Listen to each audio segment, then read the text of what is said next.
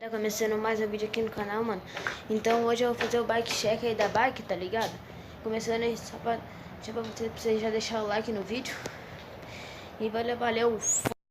Então, rapaziada, como eu tava falando, mano, agora eu vou fazer o bike check da bike. E é nóis, espera aí que eu vou engatar o microfone aqui, porque senão o áudio fica meio ruim, tá ligado?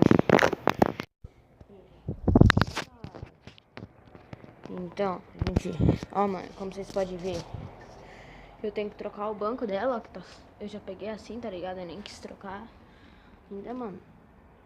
Começando aqui por trás. A hora dela é um Viper, cubo Viper também. Deixa eu ver se vocês conseguem ver. Não, Cuba não é Viper, mano. Não consigo. Ali, ó, essa marca aí, não consigo pronunciar, tá ligado? O câmbio é um Shimano, bem simples, tá ligado? Aí, que eu posso mostrar? Eu botei isso aqui, ó, mano. Tá ligado? Mais pra frente eu pretendo trocar o quadro dela, ó, mano. Que esse aqui eu já peguei com umas avarias. Vou comprar um quadro novo. E aí, mano, ó. Esse pé de vela aqui era novinho quando eu coloquei, ó, mano. Mas já deu umas avarias aí, tá ligado? Então, esse pé de vela é da Neco Sports, tá ligado? E vou mostrar aqui. Esse aqui é da, eu não sei, acho que é Shimano, esse da frente, o Foca. É Veloforce, eu acho, esse cano, mano. É da Shimano, eu não sei direito, rapa. Eita, pô, quase caí. E agora, mano, deixa eu ver se tem alguma coisa pra mostrar aqui. Esse disco é um 160, rapaziada, da Cipo. Não sei se vocês conhecem, tio. Cipo.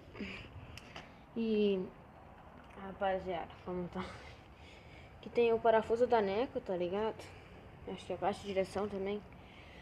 Esse guidão da Trust. Eu já vi quando eu peguei ela, tá ligado?